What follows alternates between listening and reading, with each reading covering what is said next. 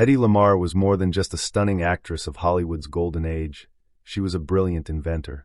While dazzling audiences with her beauty and talent in films like Samson and Delilah and Algiers, Lamarr had an incredible mind that few in the industry knew about.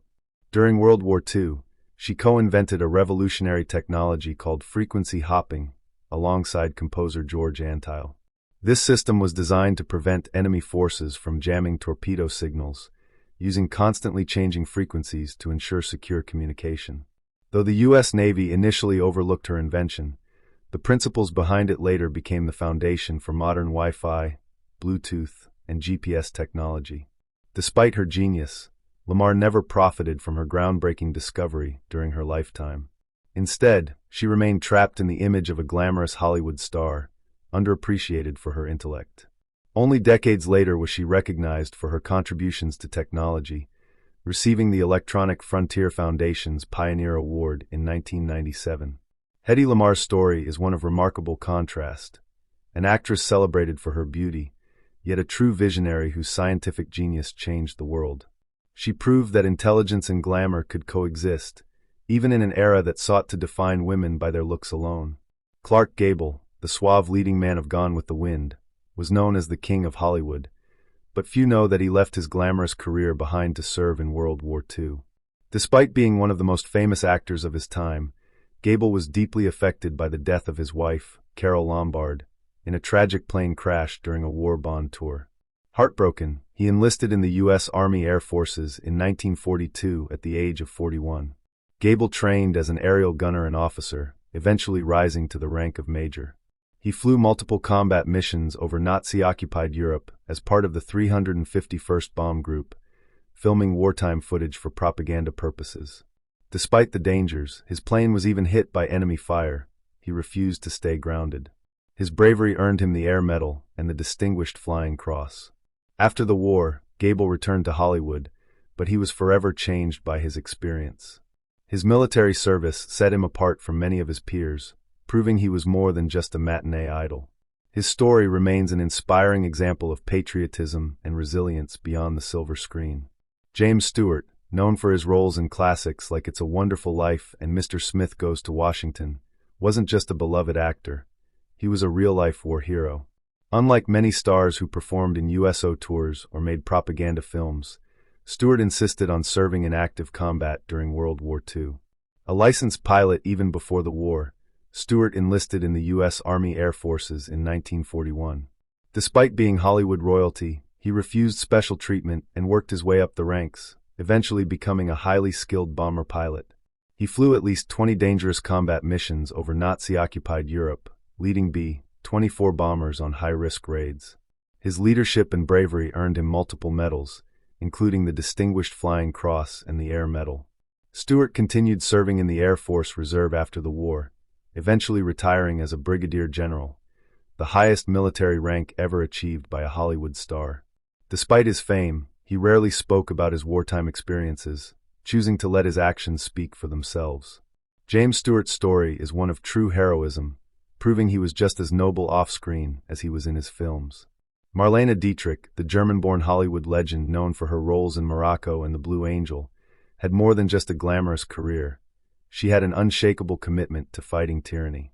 At the height of World War II, Dietrich turned her back on Nazi Germany and used her fame to support the Allied forces, making her one of Hollywood's most politically active stars.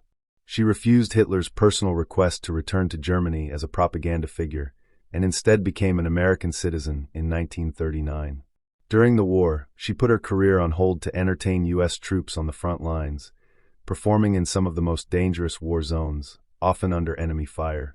She sang patriotic songs, lifted soldiers' spirits, and even risked her life by traveling close to combat zones. Dietrich also worked with U.S. intelligence to broadcast anti-Nazi messages in German, encouraging defections. Her fearless stance against fascism earned her the Medal of Freedom, one of the highest honors given to civilians by the U.S. government. Marlene Dietrich wasn't just a Hollywood star, she was a warrior in her own right, using her talent and influence to stand up for justice. Joan Crawford, the Academy Award-winning actress known for Mildred Pierce and Whatever Happened to Baby Jane, wasn't just a queen of the silver screen, she was also a corporate powerhouse. While many Golden Age actresses faded into obscurity after their Hollywood careers slowed, Crawford reinvented herself in the business world, taking on an unexpected role as a Pepsi Cola executive. Her connection to Pepsi began when she married Alfred Steele, the company's CEO, in 1955. After his sudden death in 1959, instead of retreating into a quiet widowhood, Crawford fought for her place in the company. She joined Pepsi's board of directors, actively participating in business decisions, marketing campaigns, and even international expansion efforts. She traveled worldwide, attending meetings and promoting the brand, proving she was more than just a glamorous figurehead. Despite skepticism from the male-dominated corporate world, Crawford held her position for years, showing a sharp business acumen that few expected from a Hollywood actress. Even after leaving Pepsi, she remained an influential public figure, proving that reinvention was possible at any stage of life.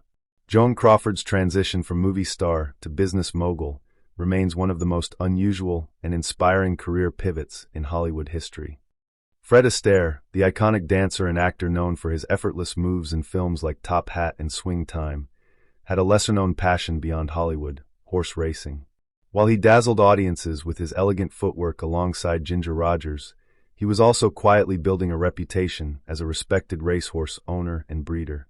Astaire's love for horses began in the 1940s when he started investing in thoroughbred racing. Unlike many celebrities who simply put their names behind ventures, he was deeply involved in the sport, carefully selecting and breeding high-quality racehorses. His horses competed in some of the most prestigious races, earning him a respected place in the racing community. Despite his worldwide fame as a dancer, Astaire preferred the quiet and disciplined world of horse racing, where he could escape the pressures of Hollywood. He often attended races, enjoyed time at his stables, and saw his horses as an extension of his lifelong commitment to perfection and grace.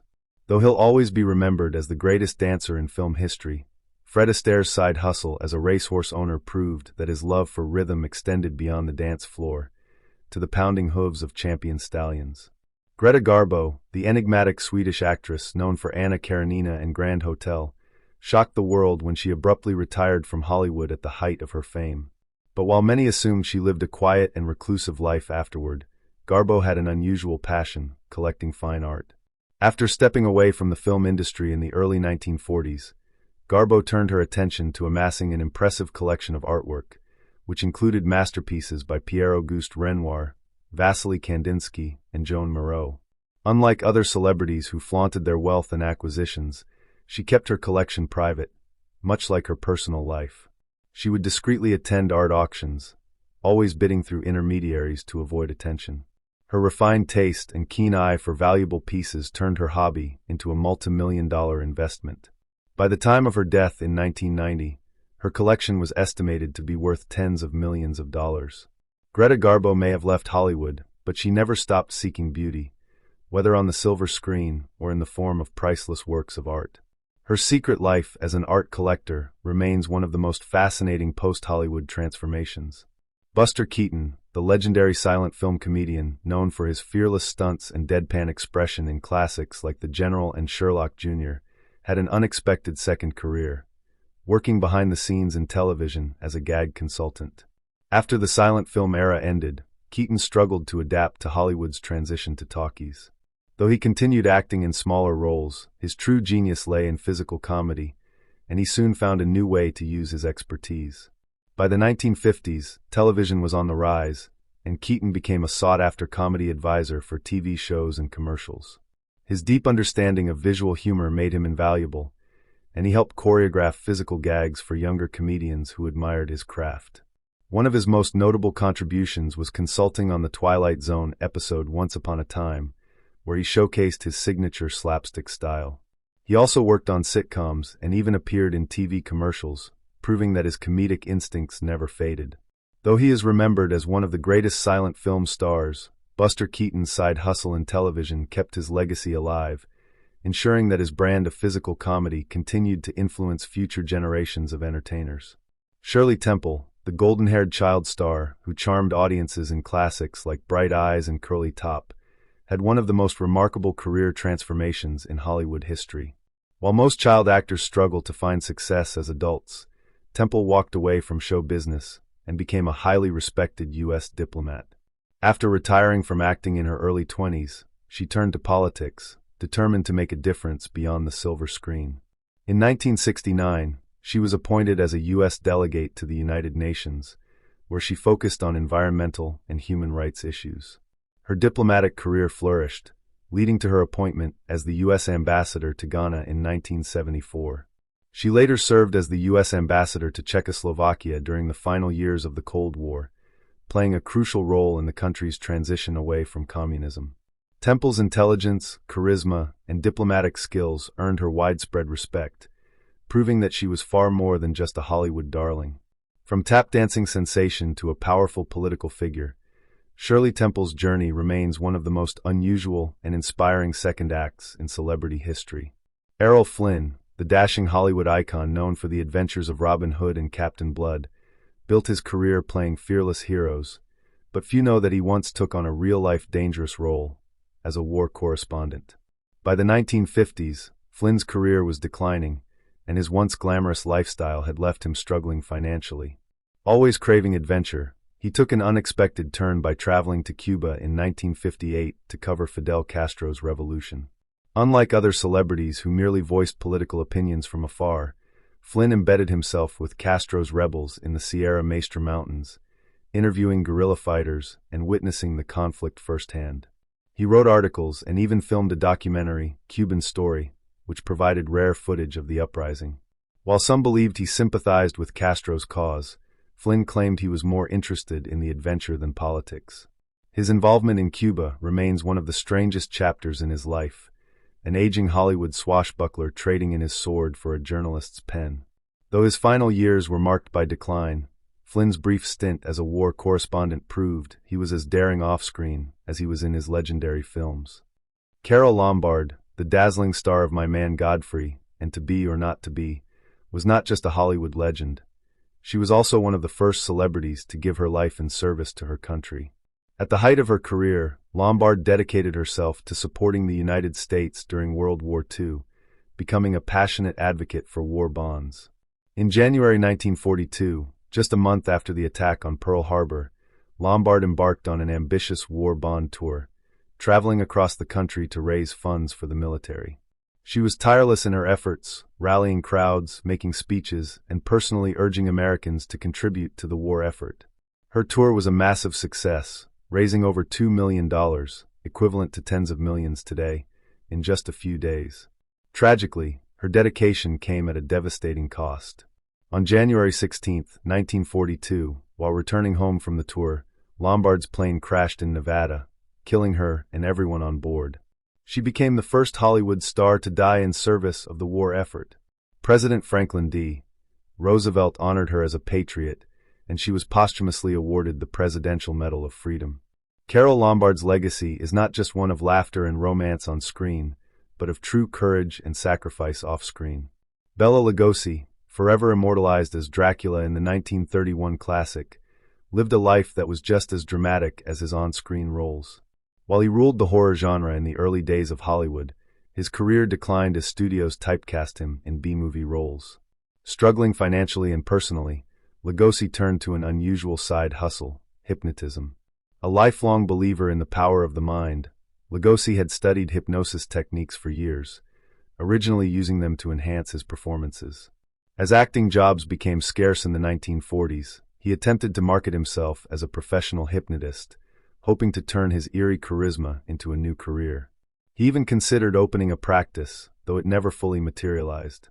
Unfortunately, his efforts were overshadowed by his worsening health and growing addiction to morphine, which he had started using for chronic pain. Despite his struggles, he remained devoted to his fans, often appearing in live stage performances and low-budget horror films. Though his hypnotism career never took off, Lugosi's legacy endured. He may have failed to reinvent himself as a mind controller in real life, but he remains the most iconic Dracula, forever hypnotizing audiences from the silver screen. Mae West, the sultry and sharp-tongued star of She Done Him Wrong and I'm No Angel, was more than just a Hollywood actress. She was a savvy businesswoman who found unconventional ways to stay relevant long after her film career slowed. One of her most unusual side hustles? reinventing herself as a playwright and later as a Las Vegas headliner. Long before her rise to Hollywood fame, West was a talented writer who penned her own stage plays. Some, like Sex, 1926, were so scandalous that they got her arrested for corrupting the morals of youth. But even after Hollywood stopped giving her leading roles, she didn't fade into obscurity. In the 1950s and 60s, when most Golden Age stars were retiring, West staged a massive comeback, this time in Las Vegas. She developed a daring nightclub act, surrounding herself with bodybuilders and performing a mix of comedy, singing, and flirtatious banter. Audiences flocked to see her, proving that her charisma never aged. West also returned to screenwriting, crafting her own roles in films like Myra Breckinridge, 1970, and Sextet, 1978. Through every decade, Mae West found a way to reinvent herself, proving that her wit, charm, and business instincts were just as powerful as her signature double entendres. Barbara Stanwyck, the tough yet elegant actress known for Double Indemnity and Stella Dallas, wasn't just a powerhouse on the silver screen. She also had an unexpected passion for ranching. Unlike many of her Golden Age peers who indulged in the glamorous Hollywood lifestyle, Stanwyck found solace in the rugged, self-sufficient life of a cattle rancher. In the 1940s, at the height of her career, Stanwyck purchased a sprawling ranch in California's San Fernando Valley. There, she embraced the cowboy lifestyle, personally tending to livestock, riding horses, and managing the day-to-day operations of her property. She wasn't just playing a cowgirl in Western films, she was living it. Her love for the ranching life influenced her film choices, leading her to star in several Westerns, including The Furies, 1950, and 40 Guns, 1957. She developed deep friendships with real-life cowboys and stuntmen, earning respect for her authenticity and hard-working spirit. Even as she aged, she preferred the peace of her ranch over the chaos of Hollywood. Barbara Stanwyck's off-screen life proved she was just as independent and strong-willed as the characters she played, trading red carpets for dusty trails and proving that true toughness isn't just an act. Gloria Swanson, the glamorous silent film legend best known for Sunset Boulevard, had an unexpected passion outside of Hollywood: health and organic living. Long before it became trendy, Swanson was an outspoken advocate for natural foods, vegetarianism, and wellness. In the 1920s, at the peak of her stardom, she began researching nutrition and alternative health practices. She eliminated processed foods, white sugar, and meat from her diet, believing they were harmful to the body. Her passion grew so strong that, after her film career declined, she started a health food business and even co-authored a book about natural eating. Swanson also invested in health-related ventures, including a company that produced organic food products.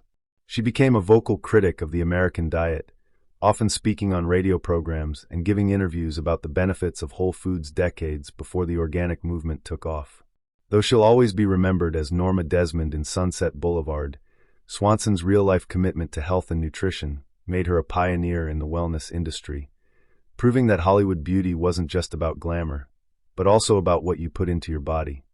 If you enjoyed this video, please leave a like and comment.